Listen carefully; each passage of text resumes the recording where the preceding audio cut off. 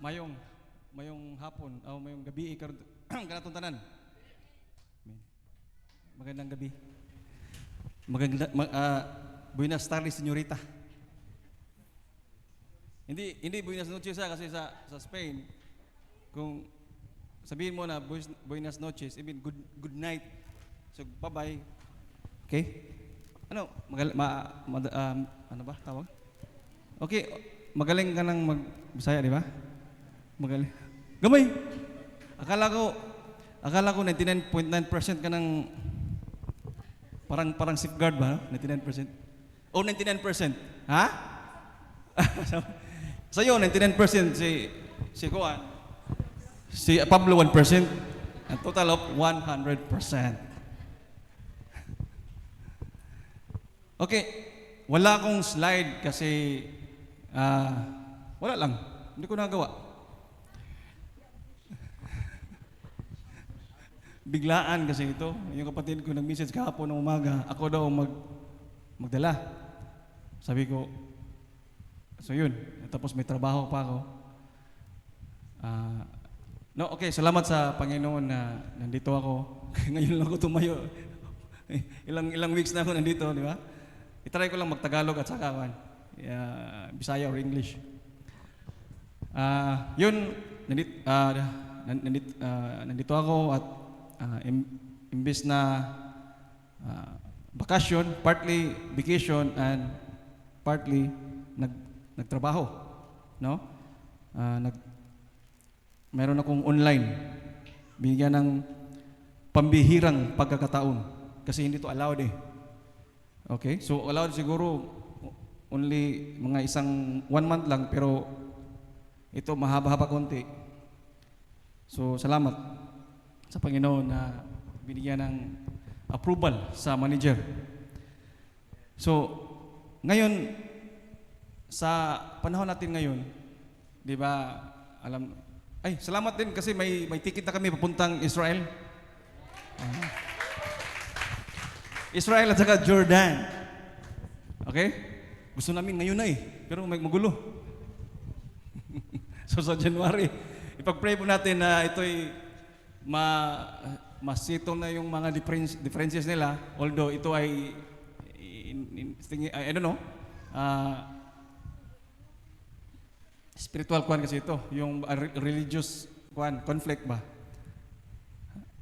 So, hopefully na at least January tapos matapos sa December tapos January walang gira din balik kayo pag Marso. Pwede, no? Punta lang ba? Bigyan na. Sorry, Lord. So, ang gusto kong banggitin sa inyo is yung it's about prayer. But pray mo tayo. Lord, thank you so much, O God, sa gabing ito, Lord. Salamat sa pagpala, Lord, na tanggap namin mula kanyang umaga, Lord, hanggang ngayon. Lord, sa gabing ito, Lord, ikaw po ang aming itaas. Ikaw po ang purihin namin, Lord God. Give us wisdom.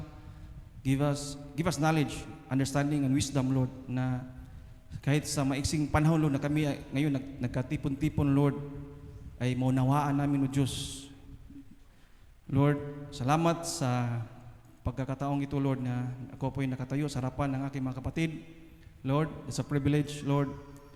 And, Panginoon, salamat at bigyan mo akong ng katalinuhan at mapaliwanag ko ang dapat, Lord, na marinig ng iyong mga anak, O God. Salamat, Lord. Ikaw lamang, O Diyos, O God, ang aming dakilain sa gabing ito, Lord. Give us the attentive ear na kami makakinig at maintindihan namin, O God, Lord. Salamat, Lord. Salamat po, Panginoong Hesus. Ito po ang aming dalangin sa pangalan ng Panginoong Hesus. Amen. Okay, mga kapatid. So, ang title ko ngayon is How to Talk with God. Na-share ko na ito last time dito eh. So, how to talk with God. Paano ba ito, Andrea, paano ito Tagalogin ito? Ha? Ano? Makipag-usap sa Diyos, di ba? Okay. Tama yung Tagalog ko dito, ha? Paano makipag-usap sa Diyos? Paano nga ba? Paano? Okay, so marami tayong iba-ibang paraan o nasa isip natin because ito ay hindi laging ginagawa natin, part ng ating buhay bilang Kristiyano. So kung napansin ninyo, ang title ay hindi sinabi na how to talk to God, but sinabi how to talk with God. Okay? So, with God, ibig sabihin, you are talking an entity, person, na Diyos. No? So, mayroong conversation. No? So, there's a back and forth na conversation. No? It's a two-way traffic. Magsalita tayo, ang Diyos makinig, something ganun. Magsalita ang Diyos at makinig din tayo. Okay? So, yun. Parang ganun ang idea. At, of course, kasama mo. No? You are talking with Juan sa Diyos. So, dito sinabi na prayer is the opportunity God has given to us to talk to Him. To talk to Him. Nung nag-aral ako sa college, iba merong yung taxation, subject na, minor subject. Yung profe namin, hindi siya lagi, all the time, talaga siya, nakaupo. Wala siyang sinusulat. Hindi siya sumulat, no? Sige lang, lingkod. Unya, laay kayo ba?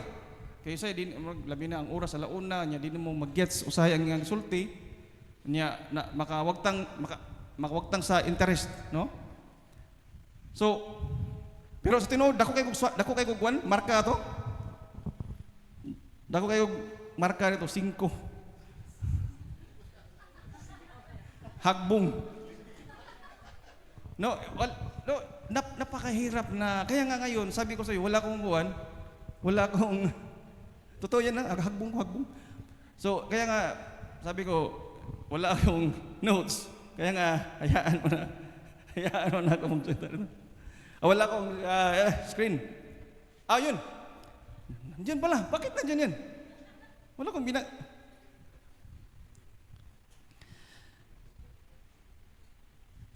Okay, so sabi dito, ulitin ko, prayer is the opportunity, is the opportunity God has given to us to talk to Him. So, hindi niya sinabi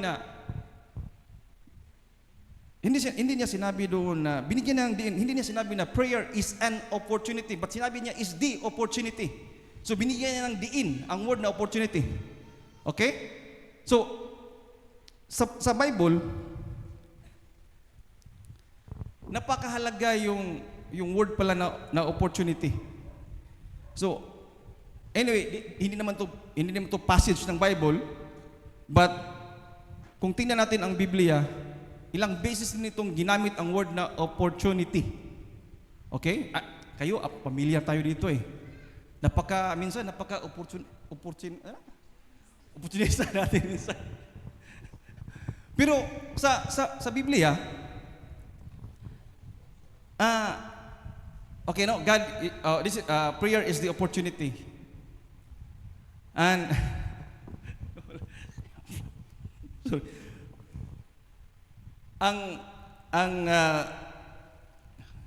Mahirap itong counting, maliit na screen. No, so, yun. May mga instances sa Bible na so, yun nga, opportunity. And doon sa sitwasyon, kung sa example sa isang verse o sa passage sa Bible na the word opportunity ay nung nangyari na si King Saul ay Di ba, yung kwento na si King Saul, di ba, hinahabol niya si David at may time na pumunta siya sa kuweba at nag-dispose. No? At timing sana ning David na pwede niyang patayin si Saul. Okay? Pero David hindi niya ginawa. So that was, no? Ito yung opportunity ni David na magawa niya, na patayin niya si Saul, pero hindi niya ginawa. So that's one example of opportunity. And then sa worldly din na understanding o paggamit, ang opportunity, tiningnan, mayroong example dito na ginamit ito as quote. Sabi dito, failure is the opportunity to begin again more intelligently. Okay? So, failure is the opportunity to begin again more intelligently.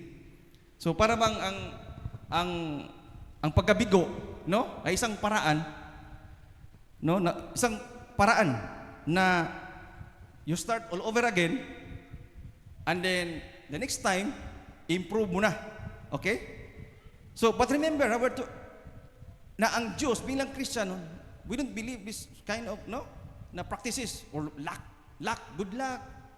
Sana, di ba, luck, swertihin ka sana sa gabi mo, plano. We don't believe that, no? Hindi tayo niniwala dyan. So, kasi ang Diyos kasi, lahat ay nakaplano na. Once we submit ourselves sa Panginoon, ay nakaplano na lahat. Alam na ng Diyos kung ano yung anong pangailangan natin. Okay? So, ito palang opportunity ay hango sa salitang Griego na tinatawag na, okay, ibig sabihin is kairos. Sabi dito is the suitable time, the right moment. Okay? Or to take full advantage. No? So, suitable time, right moment. Okay? So, ngayon, sabi doon sa ating binasa kanina na ang opportunity, prayer is the opportunity God has given to us. Maganda sana kung may kuwan talaga. Has given to us to talk to Him.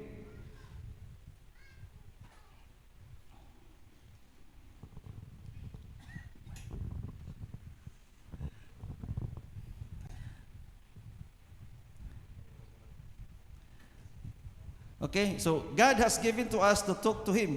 So, binigyan tayo ng pagkakataon sa Panginoon na tayo'y nakausapin natin siya.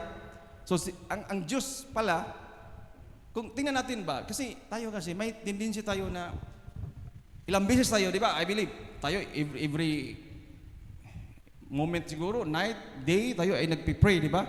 Pero may times na nung tayo ay nag-ampo ta, murag feel na to, murag di ba parang dry, nakuha ninyo, parang hindi ka nakakulik sa Diyos, na hindi mo masambit, no? Hindi mo masulti ang imong prayer. Di ba? Nakasway mo, ana? Di ba? May gano'n, no? So, pero ang Diyos, ang Diyos andyan na lagi because sabi sa Bible, di ba, God, the attributes of God, di ba, yung omniscient, lagi ang omniscient, omnipresent, di ba? So, andyan lagi ang Diyos. Ang problema, tayong mga tao ay hindi laging, no? Kung tayo ba, hindi tayo stable sa ating condition, sa ating personal, sa buhay natin, sa spiritual natin. But God, andyan siya lagi, siya yung nag-antay sa atin. Although, feeling kasi natin, kapag tayo mag-pray, we are setting an appointment to God, no? Tayo nagbigay ng schedule, Lord, mag-pray ko itong oras, Lord. So, wait for me. This is that, you know? Pero sa totoo lang, ito ay, pag-intindi ko lang, pagsabot lang na ako na ang Diyos ang although tayo ay nag-pray, but ang Diyos talaga ang no? Ang tawag dito? Siya yung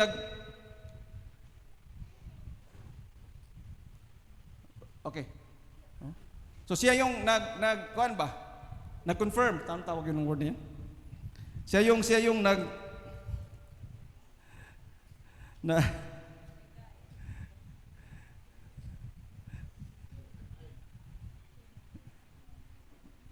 yung notes ko kasi dito, sinabi ko dito na kuan.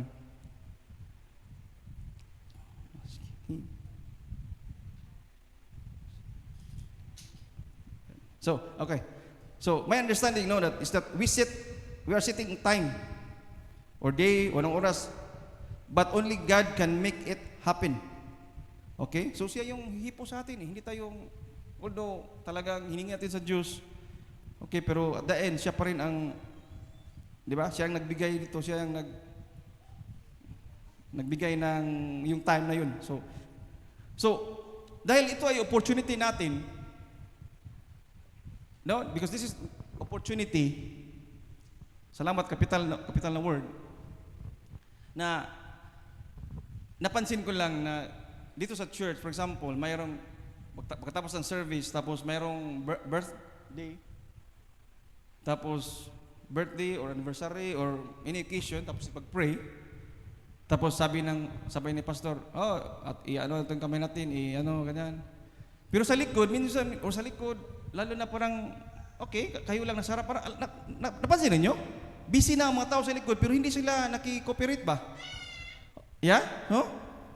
So, tayo lahat doon sa likod, kasi napakahalaga prayer nga di ba? Diyos nga nagbigay nito. Pero minsan, nakaligtaan natin, o ini natin bigyan ng talagang, importansya, yung moment na yun. Okay? Mga kapatid, sa panahon ngayon, alam naman natin again, gulo sa Russia, sa Ukraine, di ba? Mayroon pang gulo, no? So yung lugar na yan, yung Russia, galing ako ng Russia Nagtrabaho ako ng 2 years doon. Tapos, construction. Yung mga taga-Ukraine, parehong lingwahe yan sila. Okay? Parehong lingwahe yan. So doon sa Russia, kasi yung mga drawings, kasi mga documents, in English, magaling sa Madrid, lahat ay English. Tapos kailangan siyang i-translate to Russian words, terminology, no? So yung mga Ukrainian, hinahire nila papunta sa Russia para mag-translate. So ito yung room namin, doon sila sa kabila. Kapag may tanong, punta dito, discussion, upo, ito, paliwanag, ganyan. Tingnan mo. So, napaka-sad pakinggan kasi malami kong kaibigan doon. At doon din ako na Christian. No? Kasi doon ako na Christian. Doon ako na born again sa Russia. At nung time na yun, napaka-kuan yun. Lagi kong pumunta nung nasa Russia ako, lagi kong pumunta ng hospital. Pumunta ng hospital. Parang every week ako pumunta ng hospital. Kasi yung pangalan ng club kasi hospital club.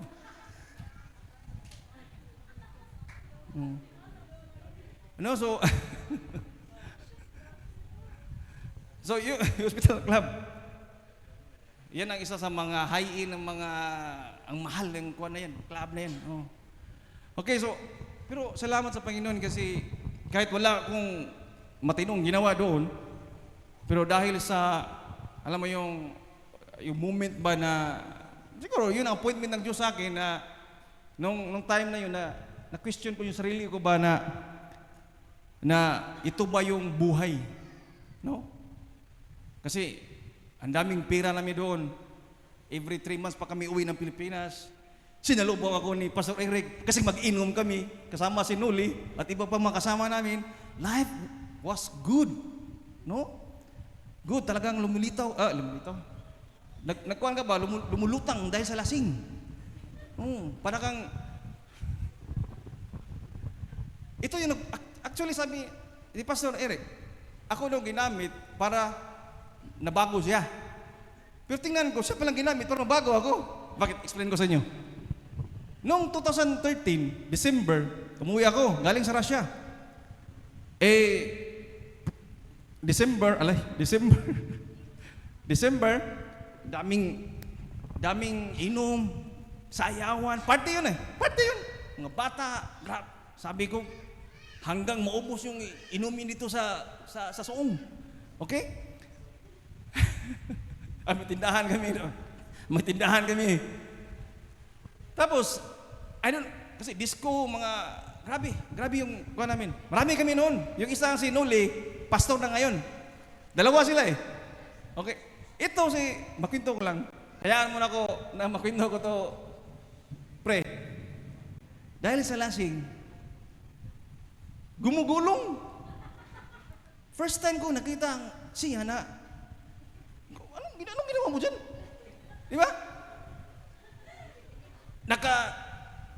Wala ng upper ba? Naka-jeans. Oh, yung jeans niya sinuot. Akin pa yung jeans niya sinuot. Binigay ko. Alam mo, hanggang ngayon, how many years ago? 10 years ago. 13, 14, 11 years. Nakita ko kasi parang nasa isip ko pa kung paano siya nag-cope niya sa ubos.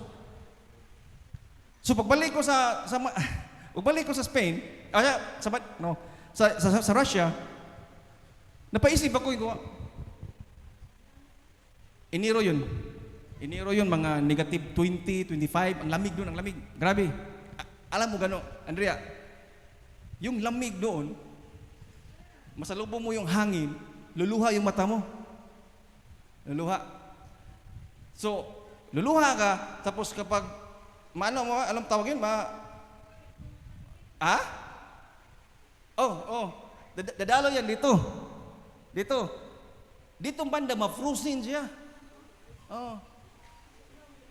Kaya nga, mamuti yung guwa namin dito. Yung mata at saka yung bibig namin, hindi namin alam na yung bibig namin, yung sipon namin, nagsagol na ba? Kasi ito kasi yung ilong mo, magnam. Hindi mo ma-feel ba? Tapos yung i-delete na to sa video, ha? tutulo yung guwan mo, sipon mo dito sa bibig mo, tapos karap mo yung boss mo, nagpintuhan kayo. Hindi mo talaga, grabe ang lamig doon. Ang sakit dito, ang sakit. Parang, ang feeling mo doon, kung hindi ka naka-hood, parang ginaganon lagi yung kuhan mo. Imagine, ganito, naglakad ka, ganito lagi, dalawa yung kuhan mo. So, ganun ang hirap ng buhay nito. Okay? Pero masarap yung pagkain doon, yung salmon. Napakasarap ng salmon. Pintuhan nito no? Alam mo yung salmon, punta ka sa market, sabi ng kuhan doon, i-slice natin. I-slice ng mga salmon. Dapat i-slice mo. Kasi bakit? Alam mo ba kung paano i-slice yung salmon? Chinso? Yung makina ba? Shhh! Parang kahoy. Kasi napakasulit talaga sa isda. Parang, di ba yung kahoy? Di ba yung banso? Yun ang pag-slice ng isda. Kasi frozen eh. Parang bato ba? No? So, yun mga kapatid, maikling kwento. Maikling kwento sa kuwan. Nawala na ako dito. So, kaya nga tayo na alam nyo, minsan, kasi nung time kasi grabing on fire ko sa Panginoon na kasi 3 months ko doon na laging kuwan eh. Hindi na kasi nung Christian, abunagin ako doon, hindi na ako pumasok hindi na ako lumabas. Nasa bahay na ako, nagmukmuk, sabi ng mga kasama ko, Vamos! Kasi yun ang kuwan doon eh. Yun ang practice doon. Pero talagang hindi ko na kaya, hindi ko mati kasi na-feel ko yung dumi nakita ko yung dumi ng club. Hindi ko na actually, may miracle nangyari doon, hindi ko lang maingay ng ulan eh. Okay, so alam nyo, yung prayer talaga, ito ay kuwan ko talaga, yung experience. Kasi imagine na 2014, ako'y, kuan, yun sa malaking simbahan. Tapos, nung tinanggap ko ang Panginoon doon sa YouTube, okay, sa YouTube ako na born again, tinanggap ko yung Diyos, tinanggap, yung prayer of, kuan ba, sinners. Siguro mga 100 times ko yung binasa eh. Kasi hindi ko alam, sabi kasi na sa pastor doon, na basahin mo, follow this prayer, and receive Christ. So binasa ko, ilang beses. Hanggang, siguro, ang daming beses kong binasa yun, hanggang na umiyak ako, sabay ng, napaiyak ako sa kuan, nakita ko yung karumihan ng, yung dumi ng kasalanan, and then, after 3 months, balik ko sa Pinas, okay, 2014, tapos, gusto ko lang i-share sa iyo kung gaano talaga yung titawag na intimate kasi naranasan ko eh. Kasi nung uwi ako ng Pilipinas, talagang desire ko talaga na magkaroon ng Bible study sa amin. Okay? Pero ang problema, parang alam mo yung nagdalawang isip ka, na hindi mo alam kung anong gawin nung time na yun. Ako ba'y babalik sa Madrid? Ako ba'y babalik sa... Kasi may option kasi ako eh, pupunta ng Madrid o babalik dito sa Pilipinas. Pero ang desire ko na uwi ko ng Pilipinas, kasi may something na gawin ang Diyos. Kaya nga, pero before ako nag-decide, talagang grabe yung prayer ko na ito ha, maganda, napaka-intimate ito na gusto ko talagang i-share ito kasi first time ko sa buong buhay ko na nag-pray tapos may sagot na ang sabi, trust me. Tapos yung ulo ko napakalamig na hindi ko napaka-grabing, parang tubig na gumaganon sa ulo ko, sa buhay bunbunan. Alam mo yung feeling na isang taon kang hindi naligo, tapos first time mong maligo ulit. Alam mo yung presko na ibang klase na tubig na dumadaloy dito sa ulo ko. Kaya nga, sabi ko, magdesisyon ako, balik ko ng Pilipinas, nagbakasyon ako 1 month, tinawag ko si Roy, Dong, mag-Bible study tayo, hindi ko alam kung sino magtuturo. Bili tayo ng bili tayo ng Bible, bili tayo ng guitar, bili tayo ng mic, bili tayo ng speaker, bili tayo ng mga kagamitan. So grabe ang experience na 'yon. No, I mean, so akin naman ito. So kaya nga mga kapatid, prayer talaga is yung closeness mo sa Diyos. Yung intimate, yung alam mo yung mag-asawa na wala kong asawa, mahirap pala mahirap ito eh. Mahirap i-relate pa.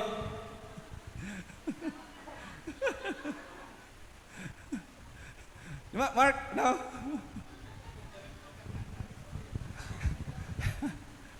No, di ba yung magkaibigan, di ba yung lagi ko yung nag-usap, ganyan, parang alam mo na yung sabihin niya, alam mo na yung ano. So napakasarap yun, napaganda yun. Kasi, iisipin mo lang, ang kinausap mo, o ang kausapin mo, ang Diyos na makapangyarihan sa lahat, na alam niya ang past, present at future mo, no?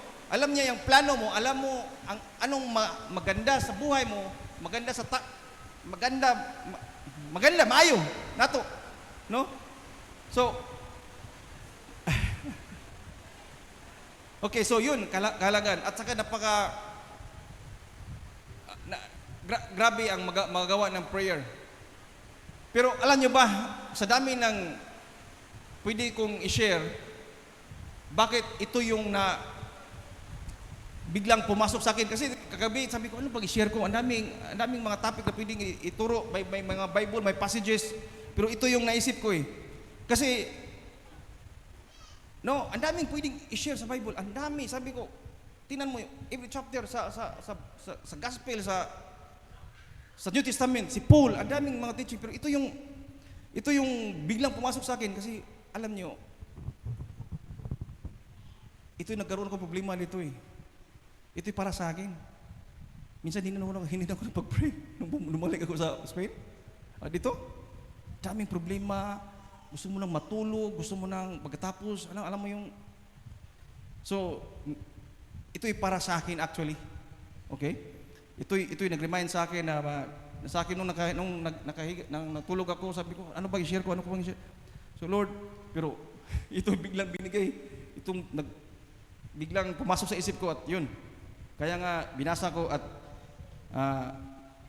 ito'y akong ngayon pinipresenta sa inyo. So mga kapatid, sabi dito, a consistent prayer life gives us the power to overcome all things. So, consistent prayer life gives us the power to overcome all things. So, I know na tayo nag-pray, but sabi dito, consistent. No? Consistent. Prayer is dynamite. Tremendous things can come into the lives of those who pray daily.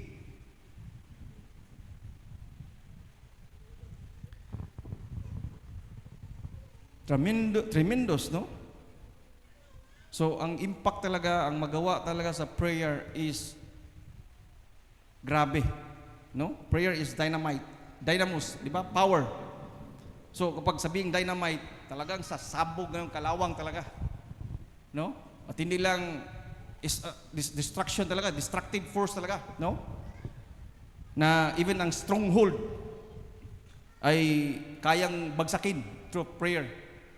But yun lang, may masabi kong condition kasi kailangan tayong consistent. At kailangan din natin yung sarili natin na ihanda. Kasi talagang battle ito eh. Kung may weapon sila ng mass destruction, yung nangyari, gira to, mayroon ito yung weapon ngayon, which is yung prayer. Okay? So, gamitin natin yan. Gamitin ko. Sabihin niyo sa sarili natin, yung sarili mo na, gamitin ko ito. Okay? Gawin ko pala ito. Paul, di ba? Pablo? Ito yung lagi kong ka-fellowship. Siguro, next year to, pastor to. Kasi, yung nag-note siya ba, yung turo ni Pastor James, sabi niya, daming tanong. Yung, imputation. Sabi ko, ang word yan is in charge. Binigay sa'yo yan. No? Justification. Di ba? Justified. We are declared righteous when we receive Christ. We are friend with, kaya nga may sinabi doon na we are friend with God. Because before we are enemy of God, di ba? Oh. So, yun. So, mga kapatid, medyo mahaba na yung oras ko at salamat at actually mahabang topic ito pero hindi kasi ang arrangement talaga dito is Bible study kasi isulat mo ba tapos bigyan mo yun ang maganda eh. Yun ang ayaw ko mag-preach. Gusto ko kaupo tapos mag-usap tayo. Okay? So prayer is dynamite. Tremendous things can come into the world. Remember, ito nag-exist ang church dahil sa prayer. Okay? No? Ang Diyos talaga, mayroon talaga kuhan dito. May plano talaga ang Diyos. Kasi noong 2015, itong lupa ko, ito at saka yung kabila, mayroon akong plano dito. Nag-drawing na ako dito. Lagyan ko ng dalawang bahay, basketball court, at saka church. Before ko naging Christian, ang lagay ko dito, basketball court, babuyan, at saka bahay. Tinanggal yung, nung nag-Christian ako, tanggalin yung babuyan, lagyan natin ng church. Kasi noon, wala pang tao masyado eh. Pwede pang mag-alaga ba kasi malaki yung lupa. So nabago, pero imagine na 10 years ago, 2015, 16, ngayon, tingnan mo, nagkatotoo, di ba? Okay. No, talaga. Hallelujah. Okay? So, mga kapatid, talagang tayo, magkuhan tayo talaga, yung prayer talaga natin is, patibayan natin, paigtingin natin ang ating pag-pray. Ano ba yung pray? Panalangin natin, di ba? Amen. Ako ba yung nagtagalog? Bisaya? Tagalog, Bisaya? Ha? Bisaya Tagalog, no? Okay, Taglish. Hindi ko na. Naintindihan mo, Andrea? Pauwi ka na, no? Kailan? Sunday. Nakalimutan ko, mayroon akong t-shirt dito na Madrid na ibigay ko sa iyo, souvenir ba? Oh, pero nakalimutan ko sa bahay. Pabalik mo na lang. Dalhin ko, kailan? Ibigay ko kay Pablo, tapos ibigay niya kay Jabis ibigay naman kay Ed naman ibigay kay Kuan, at ibigay mo siya araw tagal. Okay, so salamat at amen. Ito na. Let us pray. Lord, thank you so much, O God, sa gabing ito, Lord. Panginoon, you remind us, O God, how important, Lord Jesus, how vital, O God, ang panalangin, Lord, sa buhay Kristiyano, O God. Minsan, Lord, ginawa na namin, Lord, na parang last energy na namin, Lord, before kami matulog, parang ginawa namin, Lord, na yung last energy namin, Lord, dapat na gawin ito, Lord, ng may Lord, kasama ng panampalataya, O God, Lord. Salamat, Lord. Tinuturuan mo kami ngayon, Panginoon, sa maiksing panahon, Lord God. I pray, Lord, na ang bawat isa, Lord, ma-remind, O God, kung gaano kahalaga, Lord, ang panalangin, O God, Lord. Ito'y pamaraan, Lord. Ito'y opportunity, Lord, privilege, Lord, na kami ay ikaw ang Diyos na makapangyarihan sa lahat, Lord, na gusto mo kami, Lord, na makausap, Panginoon. Kaya, Lord, salamat, O God, salamat sa buhay ng aking mga kapatid nandito, Lord. Patuloy mong ingatan bawat isa, Lord. Patuloy, Lord, namin, God, ang kinin, Lord, ang biyaya mula sa iyo, Panginoon. Itong ulan ito, Panginoon, ito'y biyaya, O God. Hallelujah, Jesus. Salamat ng marami, Lord. Salamat sa buhay ng bawat isa, O God. Kay Pastor Marlo, Pastor James, sa buhay nila, Lord, na binigay nila, Lord, ang kanilang panahon, Lord God. Papalain mo, Panginoon, ang kanilang buhay, ang kanilang pamilya, ang bawat isa, Panginoon. Kanilang, Lord, at patuloy mo, Lord God, Jesus, ingatan, God. Maraming salamat, napakabuti mo, napakadakila ang iyong pangalan. Ito po ang aming dalangin sa pangalan, the most precious name of Jesus. We pray. Amen.